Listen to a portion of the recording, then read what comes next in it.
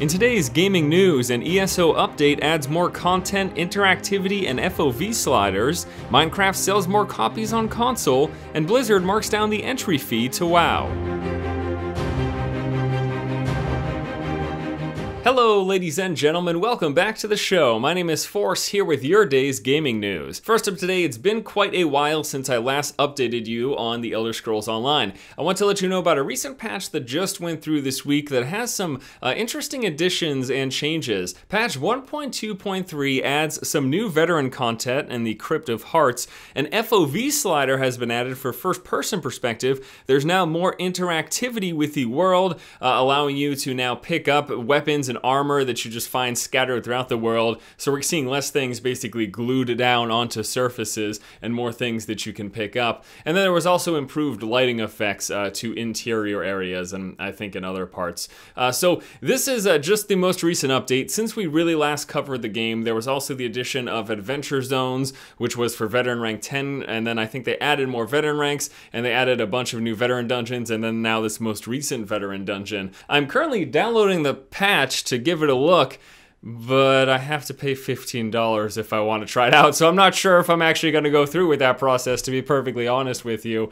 That barrier to entry for something I may or may not like, I don't know, we'll have to see. Next up in news, Minecraft is a very popular game that everyone who's anyone has heard of, but what you might not know is that they've actually sold more copies on the consoles than they have on the computer itself, as well as the Mac. According to a recent official tweet, it was revealed that 54 million copies of the game have been sold across all platforms, and the combined console sales have surpassed those of the PC and Mac. It's also worth noting that Minecraft is the third most selling game of all time, just behind Tetris as well as Wii Sports. This is an interesting fact to me because Minecraft, of course, originated on the PC. I mean, all video games truthfully originate on the PC because that's where games are developed. The initial release of the game was on the computer, it exploded on the computer, and then eventually went over to consoles, and again, it's seeing some great success there. I mean, this also ties into the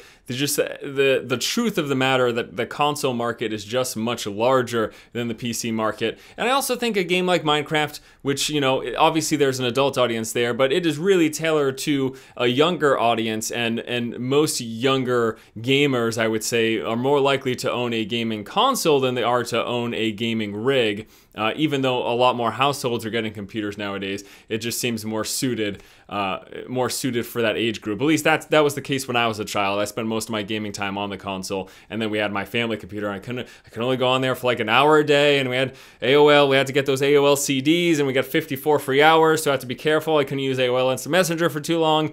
And now I'm just going on a random tangent. Last up in news today, I want to tell you guys that the World of Warcraft is being quite heavily discounted. You can pick up the base World of Warcraft bundle, which is going to include everything up to Mist of Pandaria, but not including Mist of Pandaria. You can pick that up right now for $10. You can purchase Mist of Pandaria itself for $10, and then there's also a pre-purchase of Warlords of Draenor available for $50. I wanted to just tell you about this because the truth of the matter is, like, $10 for everything up until Mist of Pandaria is a crazy amount of content for incredibly cheap, and I do believe that $10 includes a free month. This is a great opportunity to get a lot of content for $10. I mean, hundreds and hundreds and hundreds of thousands of hours, honestly, worth of content if you really took your time and just, you know, experienced it for the first time. $10 is kind of crazy. It makes sense, you know, we've got the next expansion coming up. They want to try to get new people in now, purchase the base game up until Mist of Pandaria for $20 combined,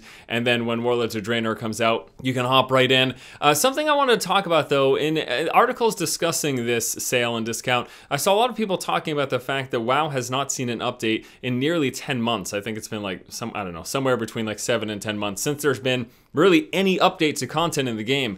And I haven't been playing in that time, so this isn't from first-person experience, but from what I've read, people have been saying, if that's really true, no updates in 10 months, like nothing, what are people paying a subscription fee for? I mean, it makes sense that people are dropping off no new as time has gone on, you see new MMOs come out, and whenever they come out with a subscription fee, you look at ESO, you look at WildStar, they're always pushing, well, we're doing the subscription fee because we are going to be coming out with new content every month, and that's sort of the selling feature of it. So I wonder for Blizzard and WoW, what is the selling point of their $15 a month if they're not coming out with new content for a 10-month period? Of course, you could argue that they've spent all of that time into making a big release of content, which will be this upcoming expansion, but we're also paying for that expansion. So what was that $15 a month for? And you know, there are server fees and customer service. I understand there's development costs in it, but it seems, especially nowadays, in the modern era of MMOs, with anything coming out with a sub fee, trying to push out new areas and zones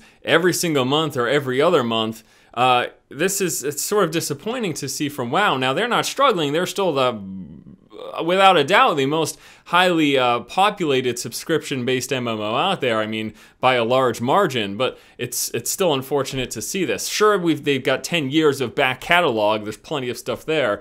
But what about right now? What are we putting our money towards? It makes sense that people are dropping off. I don't blame them. I only played for a month and then I left, so... There you go. All right, guys, that's going to do it for today's episode of The Feed. As always, thank you so much for watching. Please let me know what you think about any of the topics discussed here today right there in the comment section below. Brand new update to ESO. What do you think of the changes? Will you go back to give it a look? Minecraft selling more copies on console than PC. How do you feel about that? And the sale on World of Warcraft, $10 for the base game, $10 for Mist of Pandaria. Again, that's a great deal. But what about that sub fee and no new updates for 10 months? How do you feel about that? Let me know in the comment section below. Hope you guys have a great day. Once again, this has been Force, and you have just been force-fed. Well, gee, I'd really like to check out that ESO update, but I gotta pay that subscription fee of $15. Well, I mean, what if I only play for like an hour? I don't, like... I guess a movie's an hour, and if you can pay $15 if you go to the IMAX and see it in 3D with the reclining, vibrating, rotating chairs that spray water in your face, but I guess it's the same. Gee.